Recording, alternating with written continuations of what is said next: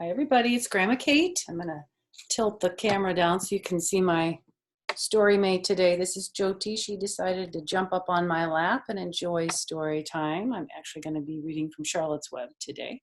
So hopefully she'll behave herself. You might hear her meowing a little bit. She can be a little grumpy, but I think she'll calm down as I read to her. I've been so enjoying reading Charlotte's Web to you all.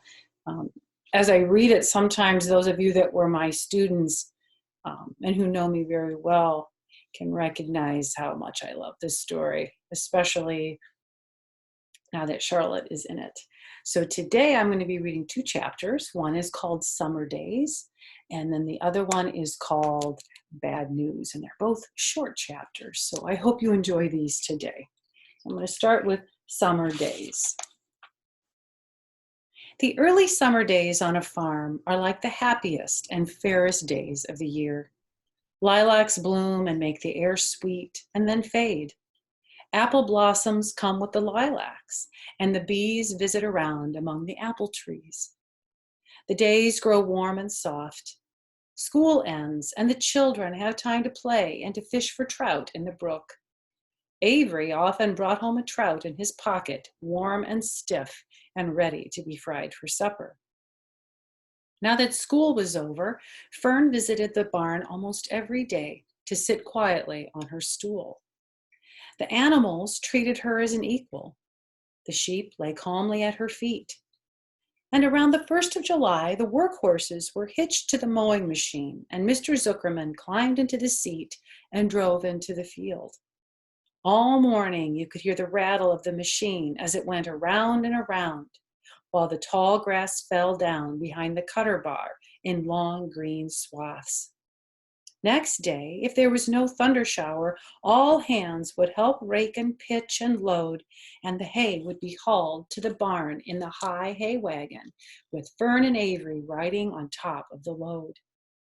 Then the hay would be hoisted, sweet and warm, into the big loft, until the whole barn seemed like a big, wonderful bed of timothy and clover.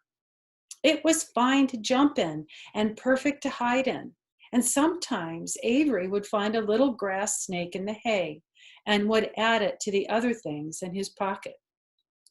Early days are a jubilee for birds.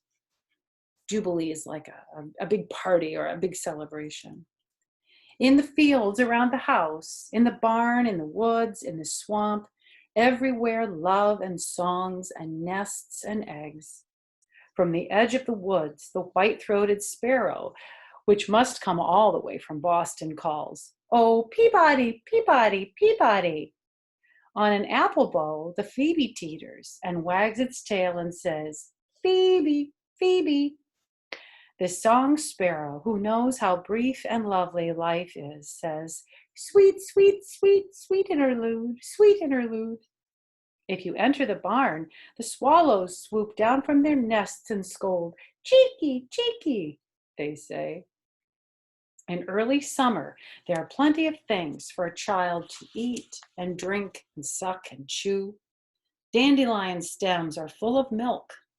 Clover heads are loaded with nectar. The frigid air is full of ice-cold drinks. And everywhere you look is life. Even the little ball of spit on the weed stalk, if you poke it apart, has a green worm inside. And on the underside of the leaf of the potato vine are the bright orange eggs of the potato bug. It was on a day in early summer that the goose eggs hatched. This was an important event in the barn cellar. Fern was there, sitting on her stool when it happened. Except for the goose herself, Charlotte was the first to know that the goslings had at last arrived. The goose knew a day in advance that they were coming. She could hear their weak voices calling from inside the egg. She knew that they were in a desperately cramped position inside the shell and were most anxious to break through and get out. So she sat quite still and talked less than usual. When the first gosling poked its gray-green head through the goose's feathers and looked around, Charlotte spied it and made an announcement. "I am sure," she said, that every one of us here will be gratified to learn that after 4 weeks of unremitting effort and patience on the part of our friend the goose, she now has something to show for it. The goslings have arrived. May I offer my sincere congratulations. Thank you, thank you, thank you, said the goose, nodding and bowing shamelessly. Thank you, said the gander. Congratulations, shouted Wilbur. How many goslings are there? I can only see one. There are 7, said the goose.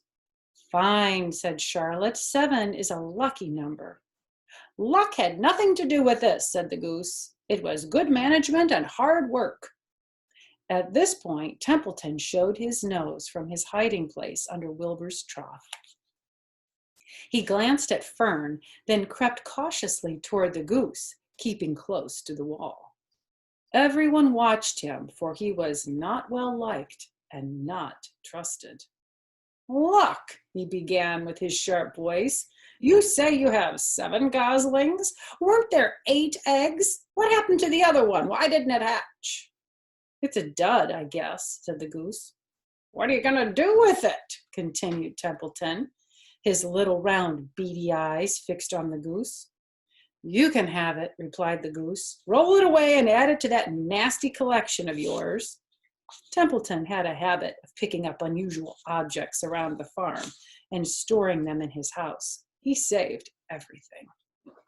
Certainly, certainly, certainly, said the gander. You may have that egg, but I'll tell you one thing, Templeton. If I ever catch you poking your ugly nose around our goslings, I'll give you the worst pounding a rat ever took. And the gander opened his strong wings and beat the air with them to show his power. He was strong and brave, but the truth is, both goose and gander were worried about Templeton, and with good reason. A rat had no morals, no conscience, no scruples, no consideration, no decency, no milk of rodent kindness, no compunctions, no higher feeling, no friendliness, no anything. He would kill a gosling if he could get away with it. The goose knew that. Everyone knew it. With her broad bill, the goose pushed the unhatched egg out of the nest, and the entire company watched in disgust while the rat rolled it away. Even Wilbur, who could eat almost anything, was appalled. Oh, imagine wanting a junky old rotten egg, he muttered. There is a picture of Templeton rolling that egg away. At first, when I looked at the picture, I thought, where is Wilbur? I see Fern here, and the goose and the goose here, and the gander here. There's Wilbur. He's peeking through the fence. And of course, here's Charlotte way up here at the top. A rat is a rat, said Charlotte. She laughed a tinkling little laugh.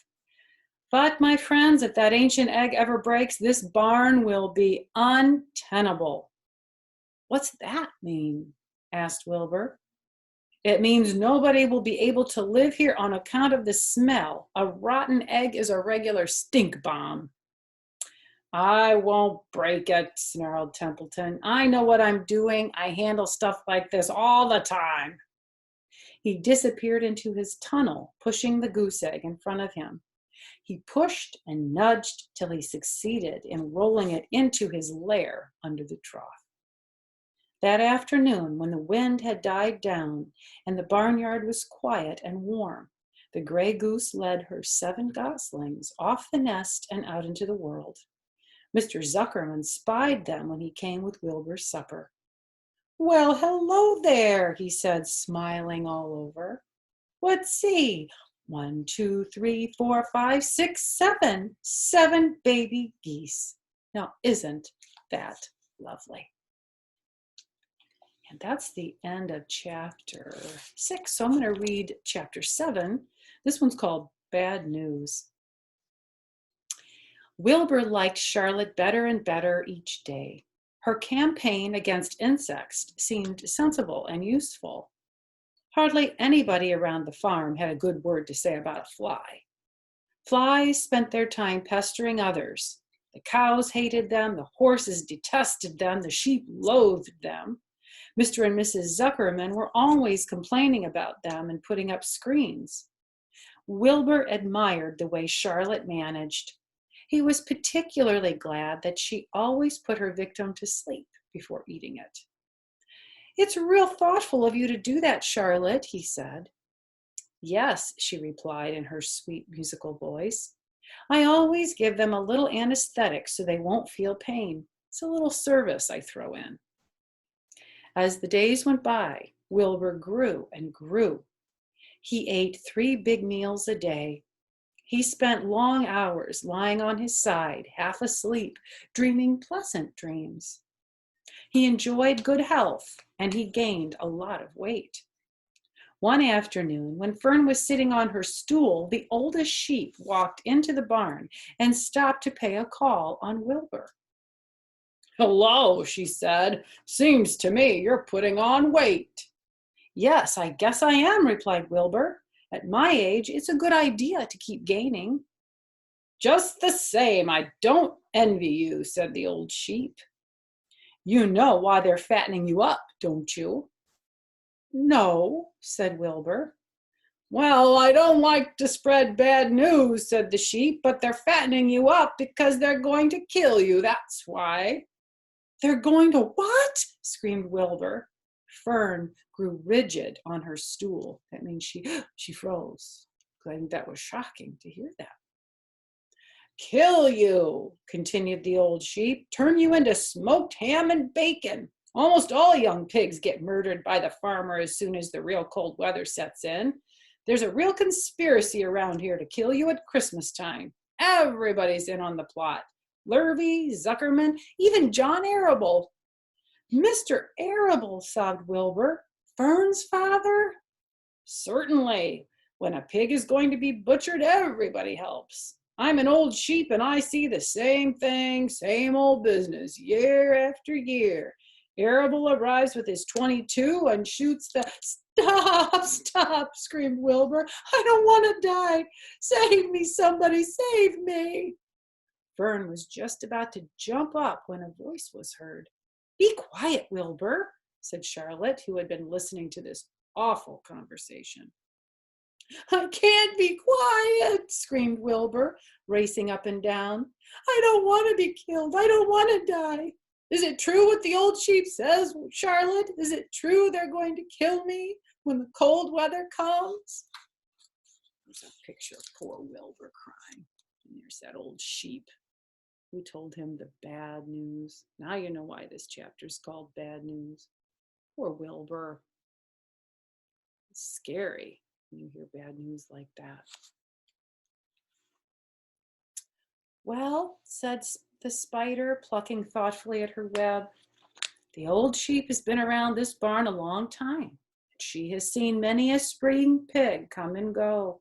If she says they plan to kill you, I'm sure it's true. It's also the dirtiest trick I ever heard of. What people don't think of." Wilbur burst into tears. "I don't want to die," he moaned. "I want to stay alive right here in my comfortable manure pile with all my friends. I want to breathe the beautiful air and lie in the beautiful sun." "You are certainly making a beautiful noise," snapped the old sheep. "I don't want to die," screamed Wilbur, throwing himself to the ground. "You shall not die," said Charlotte briskly. "What? Really?" cried Wilbur. "Who's going to save me?" "I am," said Charlotte. "How?" asked Wilbur. "That remains to be seen, but I am going to save you, and I want you to quiet down immediately. You're carrying on in a childish way, so stop your crying. I can't stand hysterics." Hysterics is like how Wilbur's behaving. So next time I read, I'm going to be reading chapter 8 called A Talk at Home. And we're going to get some more information about the animals in the barn. And then if we have time, which I think we will, I'm going to read you a chapter called Wilbur's Boast. And this is about Wilbur boasting that he can build a spider's web just like Charlotte can. So until I see you the next time, have a great day. And I look forward to reading you more of Charlotte's Web. Bye-bye.